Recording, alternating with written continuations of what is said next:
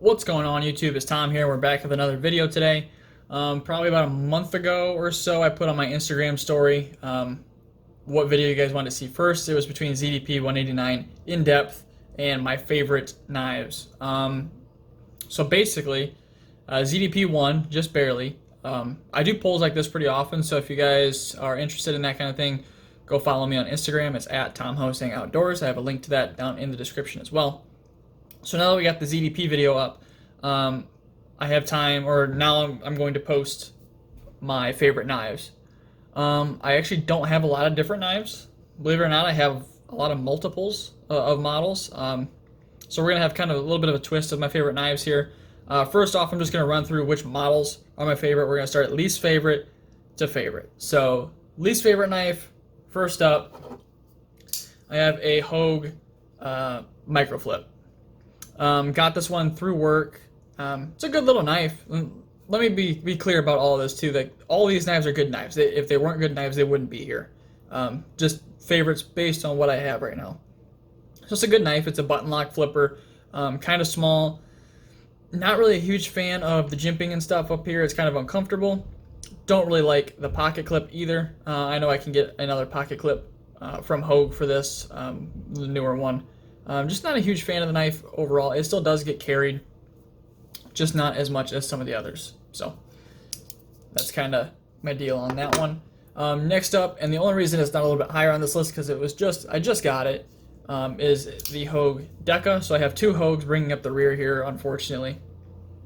Got a good deal on this one. I don't know what really to say about it. I'm not totally sure on my feelings about this knife yet.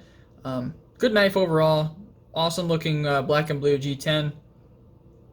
Very comfortable in the hand. I don't like jimping, but this jimping is very, very nicely done. It's not too aggressive. I like the blade shape. The only thing I don't really like about it is the 20CV.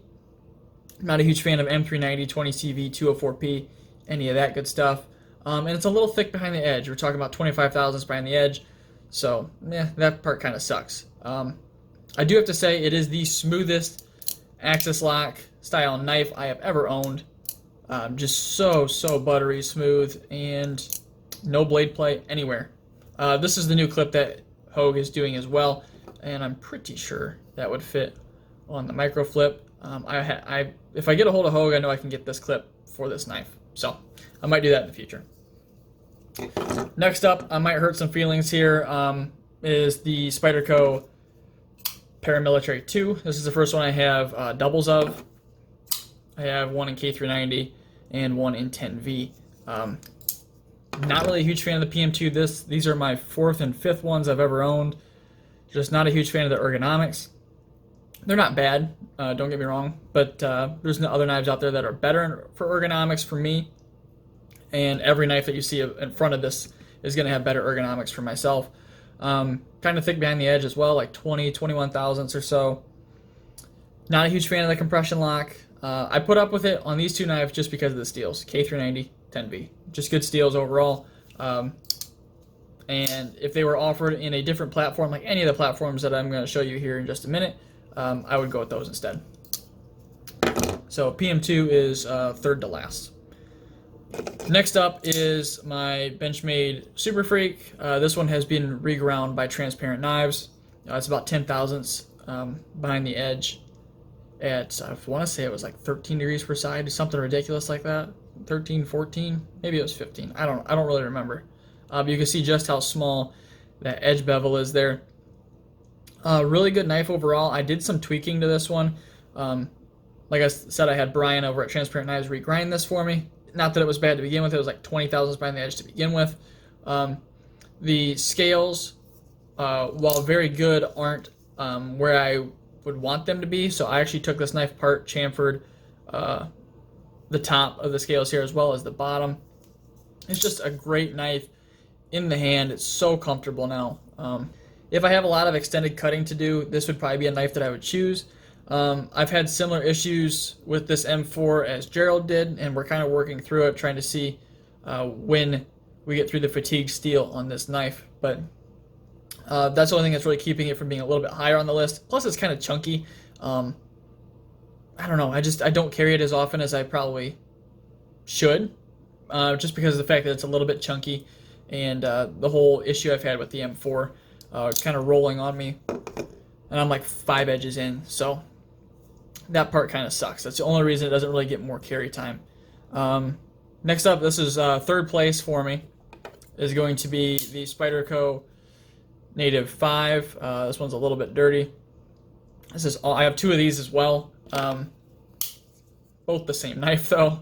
Both in Maximate. My only 2 Maximate knives.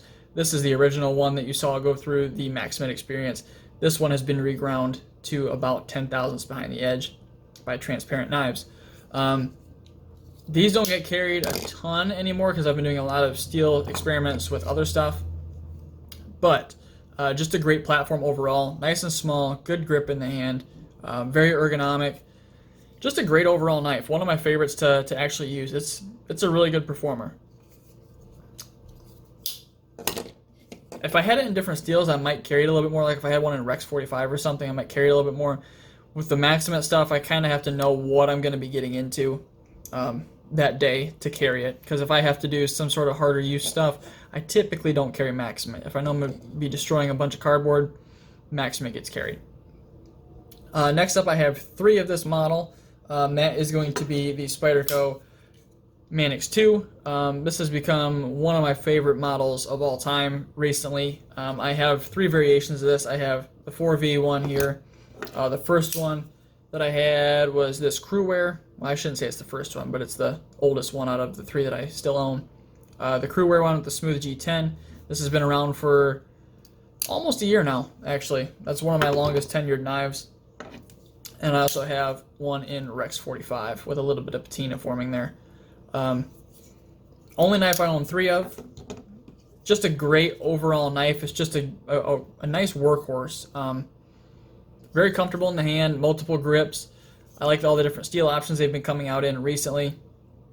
Just a great profile to do some work with, whether it's just light tasks or if you're getting into a little bit more hard use stuff. Just a really great overall knife. My only complaint about it is a bit wide in the pocket. Generally not an issue for me because I carry in the back pocket most of the time. I haven't been carrying these quite as much in the last couple of weeks. Things are starting to get kind of warm here, and I've been wearing shorts more, and a G10 Manix is not really a shorts knife. Just a little bit too wide. The texture is a little bit too aggressive, other than that Smooth G10 one, to slide in your pocket for shorts. So that brings us to the number 1 knife, and I've kind of been going back and forth between the Manix and this as my number 1 knife, but I think I've finally settled on it, and that's going to be the 940-1. This is the 3rd 940 that I've had, and I also have another one. I have a -2001. It doesn't see any carry, though. It's kind of my only collector's piece at this point in time. It just sits in the box, unfortunately. Just a great knife. S90V that performs really well. Carbon fiber scales, keeps the weight down. It's not the best cutter by any means, and it's not super slicey, but what it is really good at is it's good at everything. Like it's a jack of all trades, master of none kind of knife. When people are talking about best EDC knives, I truly believe the 940 is one of those. Really good ergonomics. It's a very neutral handle, so it's going to fit most people's hands really well. Just a really great knife overall. So we're 9 minutes into this video, and what I kind of wanted to do is I wanted to rank these knives from worst to first, not based on model. So steel comes into play here, all that good stuff. So let's go ahead and get to that. So last place again is going to be the Hogue Microflip, for all the reasons aforementioned, as well as it being CPM 154. Good overall steel. I prefer something that's a little bit more wear resistant though. So that is the last. Let's see here. I think again I'm gonna have to put the Hogue Deca in second to last. Not a huge fan of 20CV. That kept me from buying this knife for a long time. Just not a huge fan of it. I think there's better options out there. Good knife overall though, but I think it's gonna fall in the same order. All right, what do we got next? I think I'm gonna put the Super Freak in at third to last, just because of the issues that I've had with the M4 in it. Great knife overall though. I just don't carry it because I know that edge rolls, and if I want something that's going to cut just as well as this, but a lot longer, I'm going to take that reground Maximate Native. Next, I'd have to put this Crewwear Manix up. I don't carry this knife a whole lot anymore. It has its use, and that's why it's still in my collection. I carry this on a day that I know I'm going to need somewhat of a tougher knife. Crewwear is a great overall steel. It's a very tough steel, but not extremely wear resistant like some of the others that you're going to see here in a minute. But that's just the only reason why. It's just that it's not as wear resistant as I'd like. I do have to say this Manix is awesome. This Manix is tight. It drops free. I don't know. I just really like this platform. This is one I can actually carry in shorts because of the Smooth G10. Oh, now it's getting tough. I think next up I'm gonna have to put. I'm gonna go with the K390 PM2. Great overall steel. It's just really up against some tough competition here. I haven't really carried this knife a whole lot outside of the testing that I did for the K390 versus 10V video. I will get to it eventually. There's just been so many. I've picked up a lot of sprints recently, and this has kind of fallen, to the wayside. So that is one I'll do some testing on, and it might rise up depending on how much I like the steel. K390 is giving me good first impressions. I have high hopes for this one. The D10 on this one's kind of really light, actually. Like, it's kind of hard to get a good flip on it. For the same reasons, I'm going to have to throw the 10V PM2 in there. 10V, great overall steel, had really good testing results. I haven't had, a lot of long-term use with it. I just know the edge retention results. And for that reason, I'm not super familiar with it yet, so it doesn't beat out some of the others. This one might surprise you guys. I'm going to have to put the original Maximate Native 5 in this spot, just for the simple fact that it's starting to thicken up behind the edge a little bit. This one was HRC'd at 69.2, so it is a definite performer. It's starting to thicken up a little bit behind the edge, so it's not quite as good of a cutter as it used to be. Hell of a performer, though. It cuts so well. I don't know. I don't really have anything else to say about it. It's just a really good knife. It has a lot of sentimental value to me now because of the whole Maximate experience thing that it went through. And it's still kicking. So I'm going to have to put it there. Next, I'm going to go with the Rex 45 Manix. Awesome knife. I like the burnt orange. Rex 45, so I put out an in-depth video on Rex 45 a long time ago. My feelings are starting to change on Rex 45. I'm becoming a huge fan of this knife and this steel. I don't have a ton of experience with it, a pretty good amount, a couple months of use on it before I picked up some other knives that kicked it out of the rotation. But I will be doing another video on this at some point. Very impressed with Rex 45, and that's why it's in the fourth to last spot.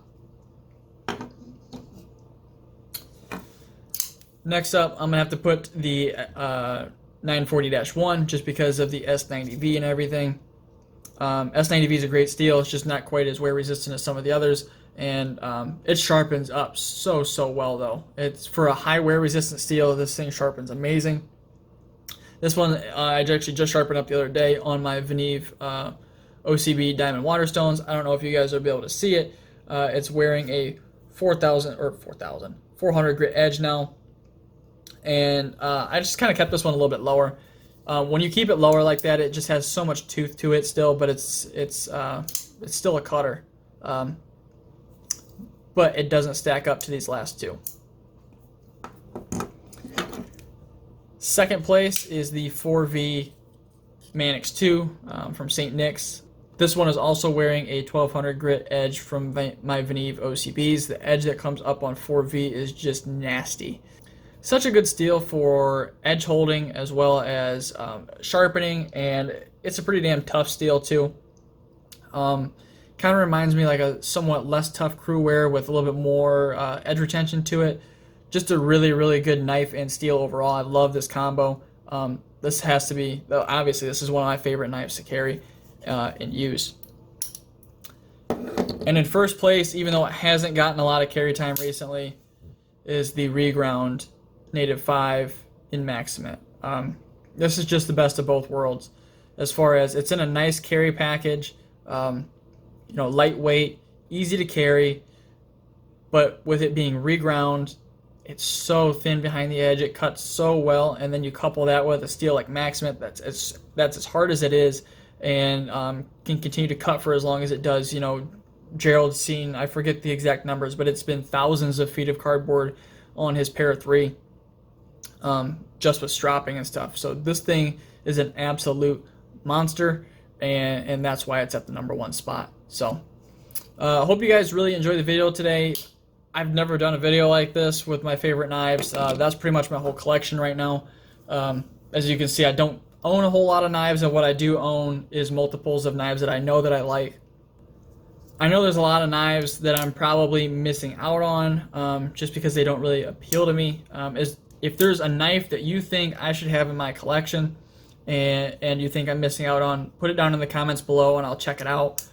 Can't promise that I'm going to buy it, but I will promise that I'll check it out a little bit further than what I already have. So if you guys enjoyed the video, make sure to drop a like down below, subscribe to continue to see more content just like this video, and as always guys, thanks so much for watching. Have a great day.